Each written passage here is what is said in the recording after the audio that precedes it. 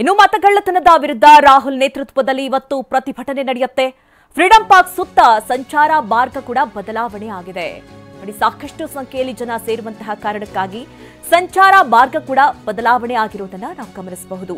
ಸಂಚಾರಿ ವಿಭಾಗದ ಜಂಟಿ ಪೊಲೀಸ್ ಆಯುಕ್ತ ಕಾರ್ತಿಕ್ ರೆಡ್ಡಿ ಈ ಬಗ್ಗೆ ಹೇಳಿಕೆಯನ್ನು ಕೊಟ್ಟಿದ್ದಾರೆ. ಇಂದು ಮಧ್ಯಾಹ್ನ 3 ಗಂಟೆಯವರೆಗೆ ಮಾರ್ಗ ಬದಲಿಸಲಾಗುತ್ತೆ. ವಿವಿಐಪಿಗೆ ಜ್ಞಾನ ಭಾರತಿ ಆಡಿಟೋರಿಯಂನಲ್ಲಿ ಪಾರ್ಕಿಂಗ್ ವ್ಯವಸ್ಥೆಯನ್ನು ಕೂಡ ಮಾಡಲಾಗಿದೆ. ಇನ್ನು ಕಾಂಗ್ರೆಸ್ ಪ್ರತಿಭಟನೆಗೆ ಬರೋರಿಗೆ ಪ್ಯಾಲೇಸ್ ಗ್ರೌಂಡ್ನಲ್ಲೂ ಕೂಡ ವ್ಯವಸ್ಥೆಯನ್ನು ಮಾಡಲಾಗಿದೆ. ಸಿಸಿ ವತಿಯಿಂದ ಒಂದು ಪ್ರೊಟೆಸ್ಟ್ ಕಾರ್ಯಕ್ರಮವನ್ನು ಫ್ರೀಡಂ ಪಾರ್ಕ್ ಅಲ್ಲಿ ಆಯೋಜಿಸಿದ್ದು, ಅದು ಈಗ ಅದರಲ್ಲಿ ನಮ್ಮ ಮಾನ್ಯ ಮುಖ್ಯಮಂತ್ರಿ, ಮಾನ್ಯ ಉಪಮುಖ್ಯಮಂತ್ರಿ ಮತ್ತೆ ಲೀಡರ್ ಆಫ್ ಅಪೋಸಿಷನ್ ಬಹಳಷ್ಟು ಜನ ಗಣ್ಯ ವ್ಯಕ್ತಿಗಳು ಇದರಲ್ಲಿ ಭಾಗವಹಿಸ್ತಾ ಇದ್ದಾರೆ. ಇದಕ್ಕೆ ಸಂಬಂಧಪಟ್ಟಂಗೆ ನಮ್ಮ ಬೆಂಗಳೂರು ಸಿಟಿಯಿಂದ ಮತ್ತೆ ಪಕ್ಕದ ಜಿಲ್ಲೆಗಳಿಂದ ಕೂಡ ಕಾರ್ಯಕರ್ತರು ಈ ಪ್ರೊಟೆಸ್ಟ್ ರ್ಯಾಲಿಗೆ ಬರ್ತಾ ಇದ್ದಾರೆ.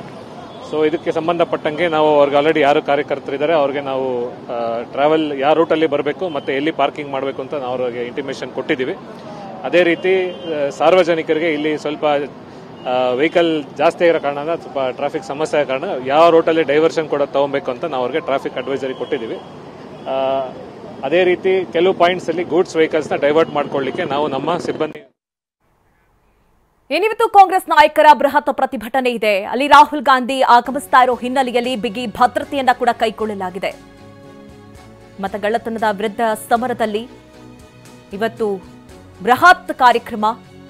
HAL ಏರ್ಪೋರ್ಟ್ ಬಳಿ ಪೊಲೀಸ್ ಬಿಗಿ ಬಂದೋಬಸ್ತ್ ಅನ್ನು ಕೈಗೊಳ್ಳಲಾಗಿದೆ. ಏರ್ಪೋರ್ಟ್ ಬಳಿ ಬಾಂಬ್ ನಿಷ್ಕ್ರಿಯ ದಳದಿಂದ ಪರಿಶೀಲನೆ ಕೂಡ ನಡೆದಿದೆ.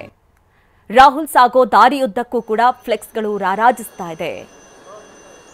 ಫ್ರೀಡಂ ಪಾರ್ಕ್ನಲ್ಲಿ ಇವತ್ತು ಏನು ವೇದಿಕೆ ಸಜ್ಜಾಗಿದೆ.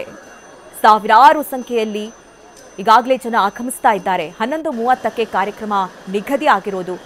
ಈಗ ಬೇಕಾದಂತಹ ಎಲ್ಲಾ ವ್ಯವಸ್ಥೆ ಆಗಿದೆ. ಜೊತೆಗೆ ಪೊಲೀಸ್ ಭದ್ರತೆ ಕೂಡ ನಿಯೋಜಿಸಿರುವಂಥದ್ದು. 6,000ಕ್ಕೂ ಹೆಚ್ಚು ಪೊಲೀಸರನ್ನ ಭದ್ರತೆಗೆ ನಿಯೋಜಿಸಲಾಗಿದೆ. ಮತ್ತೆ ಸೆಕ್ಯೂರಿಟಿ ಕೂಡ ಅದೇ ರೀತಿಯಲ್ಲಿದೆ.